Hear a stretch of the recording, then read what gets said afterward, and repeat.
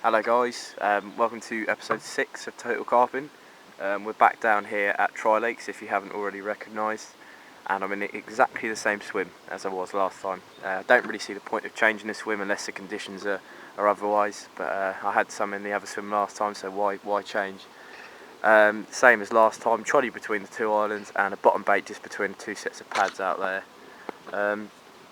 In hope of a few fish today, and I've got a feeling we will get a few. Conditions look good. It's meant to rain later, which I like actually. I do like it when it's like that. But as the moment, it's clear blue sky. It's about 9 o'clock. It is a bit chilly actually, but I think we may be in for a few. I have got a bit of a problem with a coot going down on my left hand rod, but he hasn't picked up my hook bait yet. And anyway, it's a trolley, so it doesn't really matter.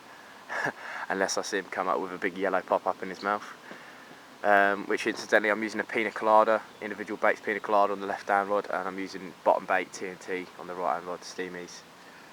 So yeah, let's catch a few. Yeah. Right, there we go, managed to get one on the trolley again with the pina colada again through the island again. So that rig and bait and location seems to be doing the business. Got a few leeches on him this one.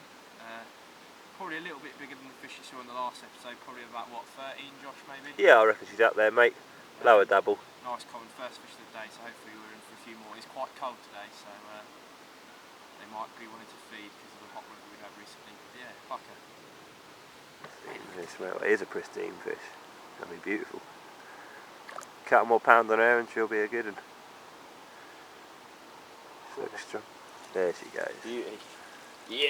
Top angling, mate. It's really important that you do so, especially with chod rigs, because you want to make sure it's perfect, even though the rig does the job anyway, and as you can see there, it's perfect. So let's get it out there.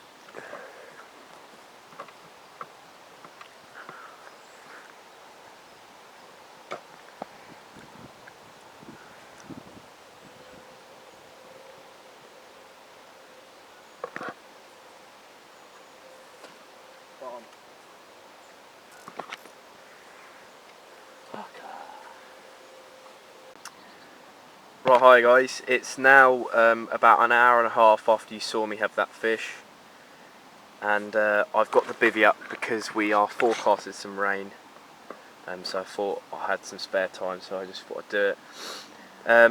Yeah, it's gone a bit quiet to be honest, and I'm thinking maybe going to find a spot for that right hand rod because I keep picking up a bit of weed. Yeah, it's just putting me off slightly, so I think I might redo that right hand rod in a minute.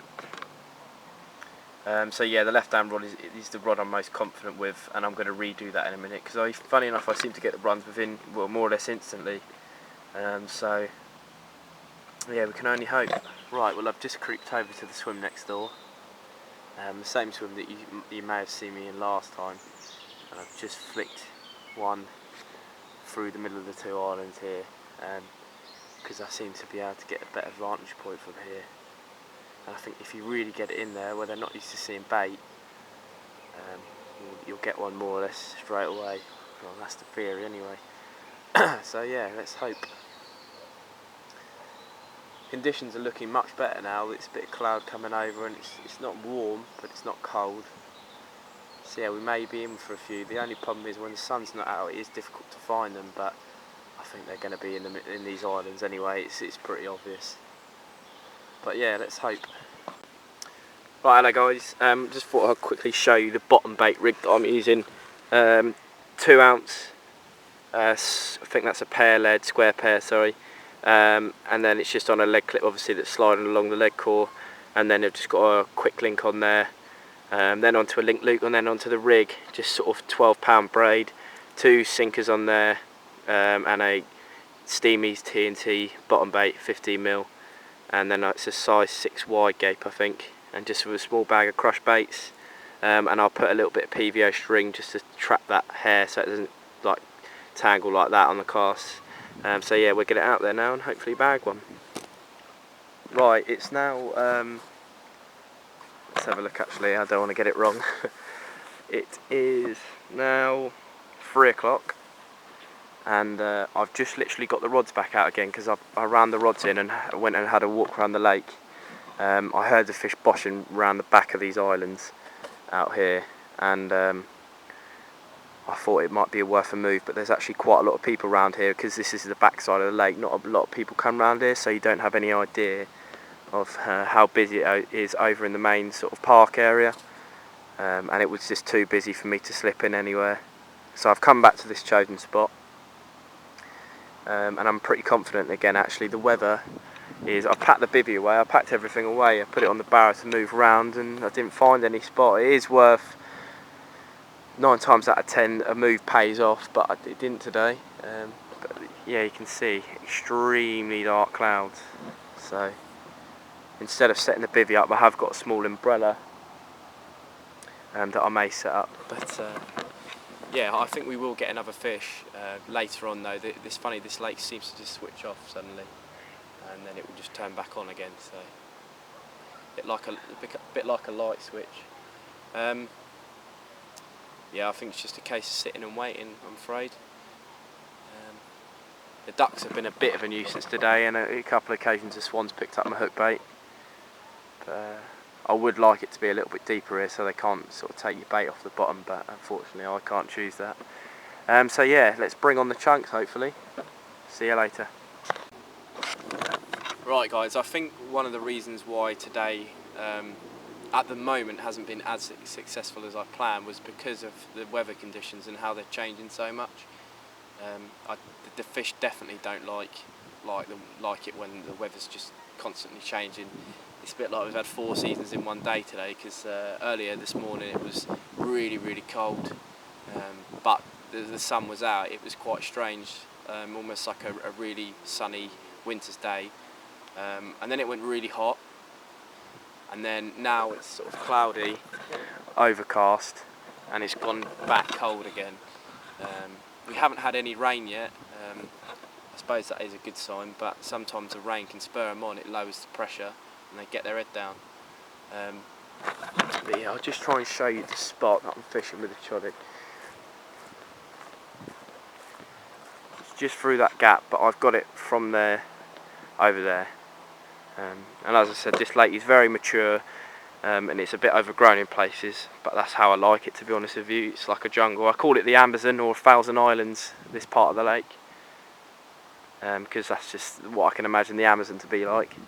Yeah, I imagine it to be around sort of 3 foot out there, because the swan has been going down and getting some baits. But before I go, I feel like my right hand rod's a bit wasted, so before I go I'm just going to have a quick marker around in that region, so when next time I pop in this swim I'm going to know where to put that right hand rod so it's not wasted, because I've had all my runs off my left hand rod to the choddy, so I know that's the spot that produces fish. So yeah, hopefully might bag another one. We've got plenty of time left. Start packing up at about 6:30, going out to the town tonight, so yeah, let's hope we can bag a few more, hopefully a bigger one as well. They seem to be sort of low mid doubles, but there is plenty of 20s in here, plenty. And when I mean plenty, I mean we estimate there's a fish stock of around 400 fish, and we think at least half of those are 20s, at least half, because they just come out so regularly, and they're not very good condition, and that we don't think there's repeat captures. So yeah, for some reason the water is a little bit clearer today, probably because we haven't had very much rain recently. That may put them off, but I don't think so in a place like this. It's not the riggiest water, so yeah, let's hope we can bag one. There she is, just over 17 pounds. What an absolutely blinding account for itself, it really did.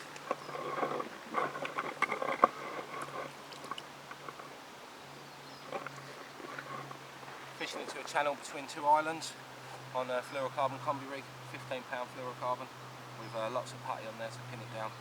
Fishing it helicopter style with a lead core. Caught it on the pina colada pop-ups. I whittled one down a little bit just to make it critically balanced so it sunk slow, when basically I'm casting on top of all of the choddy and all the leaf matter that's out there. It's a lovely fish, bristle. Playing it for a good 10 minutes, it was an excellent fight. Really, really was fun. Well done, mate, that's pucker. So yeah, it's been a bit slow today. There's a few on the surface. I've got a zig out there at the minute, so we'll see if we get any joy on the zig with some more pina colada pop-ups on the go.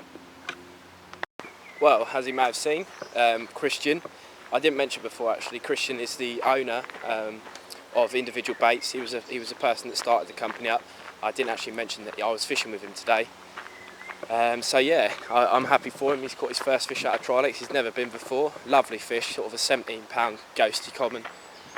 So yeah, I'm just on the way back and taking a few photos and doing a bit of video blogging, just back to my swim.